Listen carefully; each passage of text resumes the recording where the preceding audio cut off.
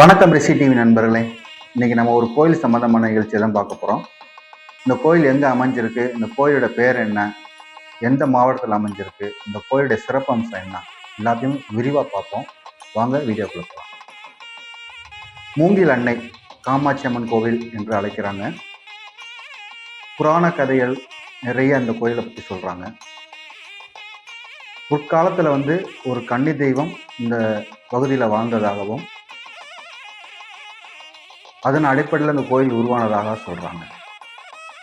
வச்சிரந்தன் என்ற ஒரு அசுரன் அந்த பகுதியில் ஆட்சி புரிந்ததாகவும் தேவர்களையும் முனிவர்களையும் துன்புறுத்தி வந்ததாகவும் அதன் அடிப்படையில் காஞ்சிபுரம் சென்று காமாட்சி அம்மனிடம் முறையிட்டதாகவும் அதன் அடிப்படையில் இந்த பகுதியில் காமாட்சி அம்மன் வீட்டிலிருந்து அசுரனை வதம் செய்ததாகவும் வதம் செய்யும் பொழுது இரத்தம், தலை, மூளை எல்லாம் விழுந்த இடமும் தலையாறு, மூளையாறு அப்படின்று அழைக்கப்படுகிறாங்க.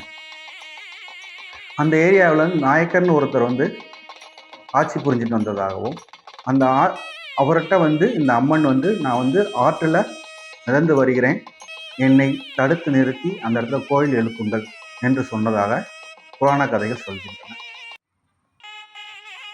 ஒரு காலத்தில் ஆடு மேய்ப்பவர் ஆடு மாடு மேய்த்து கொண்டு இருக்கும்போது ஒரே ஒரு மாடு மட்டும் கன்று ஈண்டாத பருவத்தில் ஒரு மாடு மட்டும் பிரிந்து சென்று இந்த அம்மனுக்கு பால் கொடுத்ததாகவும் அதை அந்த மாடு மேய்ப்பவர் பார்த்து வியந்ததாகவும் அவருக்கு கண் பறிபோனதாகவும் வரலாறு சொல்கின்றன. அந்த அம்மன் நான் ஆற்றில் வருவதாகவும் அந்த வரும்போது என்னை தடுத்து நிறுத்தி அந்த பெட்டியை ஓப்பன் செய்தால் அவருக்கு திரும்பி கண் கிடைக்கும் என்று சொல்லி மறைஞ்சிட்டாங்களாகவும் புராண கதைகள் சொல்கின்றன. ஆற்றில் மிதந்து வரும்பொழுது மூங்கில் அணையை போட்டு தடுத்து நிறுத்தி அந்த அம்மனை எடுத்து வழிபட்டு வந்திருக்காங்க. அப்படி வழிபட்டு வந்துட்டு இருக்கும்போது அந்த ஏரியாவில் சுற்றி வீடுகள் பக்கத்தில் மேக்சிமம் இருக்காது. ஏன்னு கேட்டிங்கன்னா அது ஒரு கன்னி தெய்வம் என்பதா. அந்த அம்மன் வருஷத்துக்கு ஒரு தடவை மாதம் இந்த கோயில் சிறப்பாக 5 நாள் சாமி கும்பிட்றாங்க. அந்த கோயில் கருவறையில் பார்த்தீங்கன்னா அம்மன் சிலையோ உருவப்படமோ இருக்காது. கதவுக்கு மட்டுமே சந்தனம், வாசன திரவியங்கள் செலுத்தி பூஜை செய்து வருகிறார்கள். வேண்டிய வரத்தை கண்டிப்பாக அந்த சாமி தருது. குழந்தை பாக்கியம் இல்லாதவங்க அந்த கோயிலுக்கு சென்று வழிபட்டால் குழந்தை பாக்கியம் கிடைக்கும் என்று அந்த மக்களுடைய நம்பிக்கை. குழந்தை பிறந்தவர் கரும்புல வச்சு தொட்டி செஞ்சு அந்த குழந்தைய அதில் போட்டு இந்த கோயிலை சுற்றி வருவதாகவும் புராண கதைகள் என்றும் சொல்லப்படுகின்றன. வருஷத்துக்கு ஒரு தடவை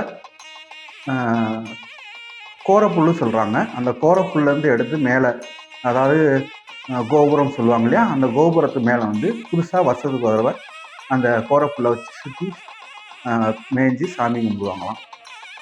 இந்த கோயிலுடைய சிறப்பம்சம் என்னன்னு பார்த்தீங்கன்னா, ஒரு நதி கரையோரத்தில் அமைஞ்சிருக்கு. அந்த அசுரனை வதம் செஞ்சுட்டு கோபமாக இருக்கும்போது சப்த கன்னிகளும் தேவர்களும் வாசனை திரவியம் மூலமும் மஞ்சள் மூலமா அபிஷேகம் செஞ்சதாக, அந்த அபிஷேகம் செய்த மஞ்சள் ஆற்றில் கலந்ததாக மஞ்சளாறு என்று அழைக்கப்படுகின்றன. நிறைய புராண கதைகள் சொல்கிறார்கள். நம்மளும் அந்த கோயிலை போய் பார்த்து வீடியோ எடுத்திருக்கோம். இது மக்களுக்கு நிறைய தெரிவிக்கணுன்றதுக்காக. அவசியம் அந்த கோயிலை போய் பார்த்துட்டு வாங்க, தரிசனம் பண்ணிட்டு வாங்க, வேண்டியதெல்லாம் கிடைக்கும் கண்டிப்பாக அப்படின்னு சொல்கிறாங்க. நன்றி, மீண்டும் சந்திப்போம். வணக்கம்.